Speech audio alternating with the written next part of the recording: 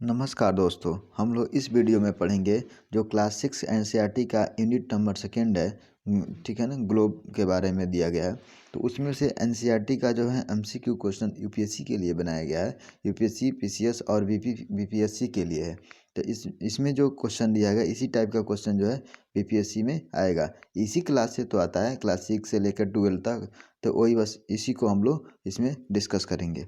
चलिए, अगर पीछे वाला जो वीडियो फर्स्ट वीडियो नहीं देखे हैं तो जाकर आप जो है डिस्क्रिप्शन में जाइए और पूरे लिंक को खोलिए और उसके बाद से वहाँ पे जाकर उसको देख लीजिए।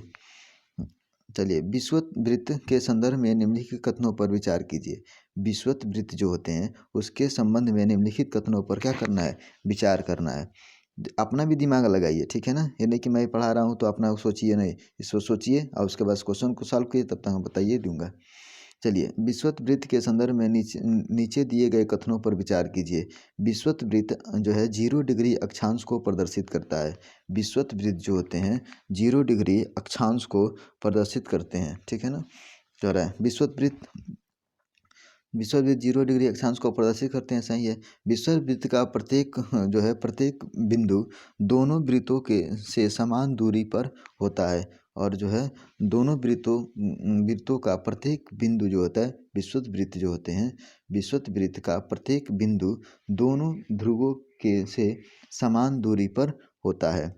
चलिए, विषुवत वृत्त जो होते हैं विषुवत वृत्त से उत्तर या दक्षिण की ओर कोणीय दूरी की माप को देशांतर कहते हैं। विषुवत वृत्त से उत्तर या दक्षिण की ओर की कोणीय दूरी को क्या कहते हैं, देशांतर कहते हैं, ठीक है। तो कथन जो है तीसरा गलत है और पहला और दूसरा सही है। विषुवत वृत्त 0 डिग्री अक्षांश से प्रदर्शित किया जाता है, सही बात है।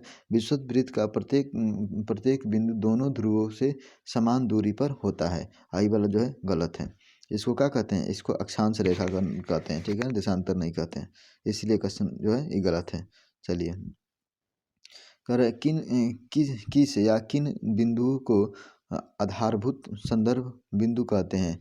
किस या किन बिंदुओं को आधारभूत संदर्भ बिंदु कहा जाता है। तो आधारभूत और संदर्भ बिंदु कहा जाता है उत्तरी ध्रुव, दक्षिणी ध्रुव, उत्तरी और दक्षिणी ध्रुव दोनों को, ठीक है ना। तो इसमें जो है उत्तरी ध्रुव और दक्षिणी ध्रुव दोनों को कहा जाता है कि जो है बिंदु को माने बिंदु को आधारभूत संदर्भ बिंदु कहा जाता है, उत्तरी ध्रुव और दक्षिणी ध्रुव, ठीक है ना। चलिए, इतना तो आप थोड़ा सा भूगोल को पढ़े होंगे तो समझ में आता होगा चीज़ को। चलिए, तीसरा क्वेश्चन है, नीचे दिए गए युग्मों में से कौन से सही सुमेलित नहीं है। कौन सा जो है सुमेलित नहीं है। देखो, कर्क रेखा जो होती है, कर्क रेखा और मकर रेखा के बीच जो क्षेत्र पाया जाता है उष्णकटिबंध क्षेत्र पाया जाता है। कर्क रेखा और मकर रेखा के बीच उष्णकटिबंध क्षेत्र पाया जाता है। चलिए, कर्क रेखा एवं उत्तर ध्रुव के बीच शीत कटिबंध पाया जाता है, ठीक है। चलिए, शीत कटिबंध पाया जाता है। और दक्षिणी ध्रुव वृत्त एवं दक्षिणी ध्रुव के बीच जो है का क्षेत्र जो होता है शीतोष्ण कटिबंध पाया जाता है, ठीक। कौन सा शीतोष्ण कटिबंध पाया जाता है। देखो, कर्क रेखा और मकर रेखा के बीच जो पाया जाता है, कर्क रेखा और मकर रेखा की बात कर रहा है। तो कर्क रेखा और मकर रेखा के बीच जो पाया जाएगा ना, वो कौन सा कटिबंध हो जाएगा। तो उसके बीच जो पाया जाएगा वो कौन सा कटिबंध होगा, उष्ण कटिबंध नहीं होगा, गलत है, ठीक है। कर्क रेखा एवं उत्तर ध्रुव के बीच, कर्क रेखा और उत्तर ध्रुव के बीच कौन जो क्या पाया जाएगा, कर्क रेखा और उत्तर ध्रुव के बीच जो है शीत कटिबंध पाया जाएगा, ये सही है। दक्षिणी ध्रुव एवं वृत्त से दक्षिणी ध्रुव के बीच का क्षेत्र जो है शीतोष्ण कटिबंध होगा, ये भी सही है। चलिए, नीचे दिए गए कथनों पर विचार कीजिए। नीचे दिए गए कथन जो है इस पर विचार कीजिए। कह रहा है नीचे विषुवत वृत्त से ध्रुवों तक स्थित सभी समांतर वृत्तों को अक्षांश रेखाएं कहते हैं। कह रहा है विषुवत वृत्त से ध्रुवों तक स्थित सभी समांतर ध्रुवों को अक्षांश रेखा कहते हैं। सभी अक्षांश रेखाओं का आकार एक समान रहता है। सभी अक्षांश रेखाओं का आकार एक समान रहता है। तो क्या कथन जो है एक सही है केवल। कह रहा है विषुवत वृत्त से ध्रुवों तक स्थित सभी जो है समांतर वृत्त को अक्षांश वृत्त कहते हैं, ठीक है ना। अक्षांश वृत्त का इसीलिए क्या है सही है। सभी अक्षांशों का जो है अक्षांशों में का आकार जो है एक समान होता है, नहीं गलत है। क्योंकि जो है वृत्त हम बनाएंगे एक बीच से लाएंगे तो उसका आकार और उसके ऊपर जाएंगे तो क्या उसका आकार बराबर नहीं ना होगा, नहीं होगा, इसीलिए बराबर नहीं, इसीलिए कथन दूसरा गलत है। कह रहा है कि उत्तरी ध्रुव से दक्षिणी ध्रुव को जोड़ने वाली संदर्भ रेखा को कहा जाता है। जो उत्तरी ध्रुव से दक्षिणी ध्रुव को रेखा को जो जोड़ रही है उसको संदर्भ बिंदु को क्या कहा जाता है, संदर्भ बिंदु को क्या कहा जाता है, तो उसको कहा जाता है जो है देशांतर या मोतर रेखाएं। क्या कहा जाता है, देशांतरी या मोतर। जो पृथ्वी पर क्या ऊपर से नीचे माने दक्षिणी ध्रुव से उत्तरी ध्रुव से दक्षिणी ध्रुव तरफ खींची गई है उसको दक्षिणी देशांतरी या मोतर कहेंगे। दक्षिण की तरफ खींची गई उसको दक्षिणी जो है क्या कहते हैं, देशांतरी या मोतर रेखाएं कहते हैं। चलिए देशांतरी यामोत्तर के संदर्भ में नीचे दिए गए कथनों पर विचार कीजिए।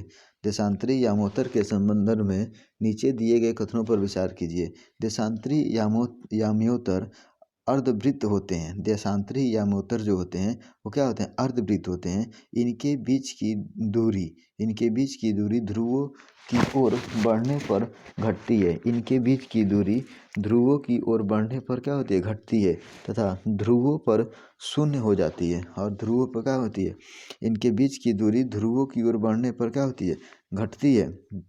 देशांतर की दूरी जो होती है वो ध्रुवों की ओर बढ़ने पर घटती है तथा ध्रुवों पर शून्य हो जाती है। तो ऐसा बात है क्या। चलिए देशांतरी यामोत्तर की लंबाई जो होती है एक समान होती है। तो क्या कथन सब क्या है, कह रहा है कथनों को में से विचार करना है तो इसमें कौन सा कथन सही है, तो ये सब कथन सही है। क्योंकि देशांतरी यामोत्तर अर्धवृत्त होते हैं। देशांतरी यामोत्तर जो होते हैं वो क्या होते हैं, अर्धवृत्त माने वृत्त पर ही खींचे होते हैं ना। कह रहा है इसके बीच की जो है दूरी ध्रुवों की ओर बढ़ने पर घटती है। तो ध्रुव की ओर बढ़ा जाएगा पोल की तरफ तो क्या हो जाएगा, घटेगा। जैसे गेंद एक ले लें और गेंद से चारों तरफ एक गेंद है उसके चारों तरफ जो है हम रेखा खींचे तो कहेंगे ध्रुव पर जाएंगे तो क्या हो जाएगा, मिलाएंगे ध्रुव पर लेकर ना, तो सब उसके बीचवा की दूरी कम होगा कि नहीं होगा, कम। चलिए देशांतरी यामोत्तर की लंबाई एक समान होती है और देशांतरी यामोत्तर की लंबाई जो होगी क्या होगी, लंबाइया जो होगी वो एक ही समान होगी ना।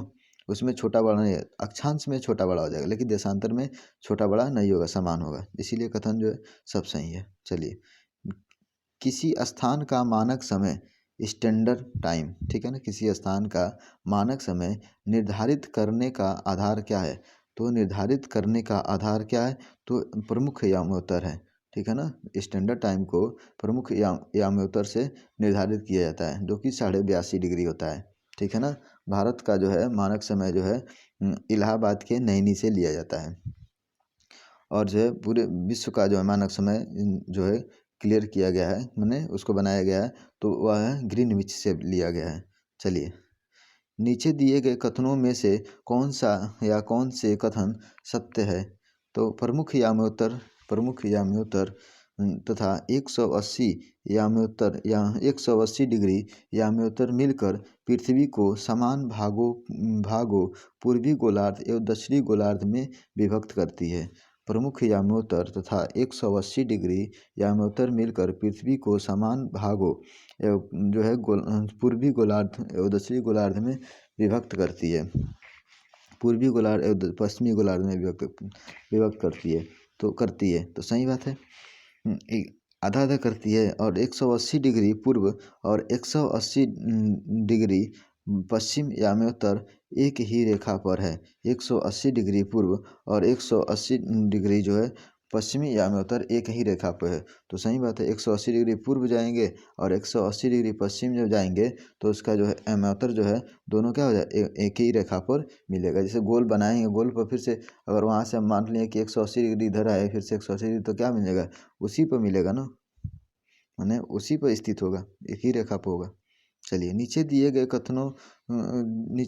कथन एवं कारणों पर विचार कीजिए। ग्रीनविच जो है ग्रीनची दिया है, ग्रीनविच देना चाहिए, गलत हो गया टाइपिंग। तो ग्रीनविच होना चाहिए। ग्रीनविच से पूर्व के स्थानों का समय ग्रीनिच भी देता है और ग्रीनविच भी होता है। ग्रीनविच समय से आगे होता है, पश्चिम के स्थानों का समय पीछे होता है। ठीक है ना। तो एक कथन और कारण है, ग्रीनविच से पूर्व के स्थानों का समय जो होता है क्या होता है, ग्रीनविच का समय पूर्व के स्थानों का समय हमारा जो होगा आगे होगा और पृथ्वी का जो है पश्चिम स्थानों का समय पीछे हो जाएगा। कारण जो है पृथ्वी अपने काल्पनिक अक्ष पर पूर्व से पश्चिम की ओर घूमती है। पृथ्वी जो है अपने काल्पनिक अक्ष से पूर्व से पश्चिम की ओर घूमती है। तो इसमें से कौन सा कथन सही है, कौन सा गलत है? तो जो है हमारा पृथ्वी जो है किससे घूमती है, पश्चिम से पूर्व की ओर, न कि पूर्व से पश्चिम की। इसीलिए जो कारण जो होगा वह कारण गलत हो जाएगा, क्योंकि हमारी पृथ्वी जो है पृथ्वी काल्पनिक अक्ष पर जो है पश्चिम से पूर्व की ओर घूमती है। ठीक है। और हमारा जो भारत का जो मानक समय है वो क्या है, ग्रीनविच से 5.5 घंटा आगे है। तो हम लोग पश्चिम पढ़ते हैं इसीलिए आगे है। इसीलिए कह रहे हैं ना, पश्चिम पढ़ते हैं तो पीछे, मगर जो देश पश्चिम में रहेगा वो पीछे रहेगा, हम लोग पूर्व में पढ़ते हैं इसीलिए क्या हो जाएगा, आगे हैं। तो ग्रीनविच से, इसीलिए कह रहा है ग्रीनविच से पूर्व के स्थान का समय ग्रीनविच समय से आगे है। ठीक है ना। और पश्चिम का स्थान पीछे हो जाता है। चलिए, पृथ्वी को अपने अक्ष से 1 डिग्री घूमने पर कितना समय लगता है? पृथ्वी को अपने अक्ष में 1 डिग्री में कितना समय लगता है घूमने में? तो कितना समय लगता है, तो 4 मिनट लगता है। पृथ्वी को अपने अक्ष पर 1 डिग्री अगर घूम रहा है ना तो 4 मिनट का समय लेता है। तो समझिए 360 डिग्री का मतलब घूमे ना है उसको, तो मैं 4 से गुणा कर लीजिए, आंसर हो जाएगा उसका भी, उसको भी बना सकते हैं। तो कितना हो जाएगा, 4 दूनी 0, 4 छक्के 24 का 4, और 4 4 3 12, तो उतना मिनट हो जाएगा। उतना मिनट में फिर से जो है 24 घंटा होता है तो 24 से डिवाइड कर देंगे, आ जाएगा, मालूम चल जाएगा। चलिए, मिनट को हम घंटा में चेंज करेंगे ना तो घंटा में चेंज कर देंगे, तो घंटा में चेंज करेंगे, मिनट से 60 से भाग देते हैं ना, ये नहीं करते हैं। चलिए, वो मैथ की बात है तो थोड़ा समझेंगे उसमें। चलिए, यदि कोई स्थान ग्रीनविच या ग्रीनविच से 20 डिग्री पूर्व में स्थित है, तब ग्रीनविच तथा उस स्थान के समय में कितना अंतर होगा?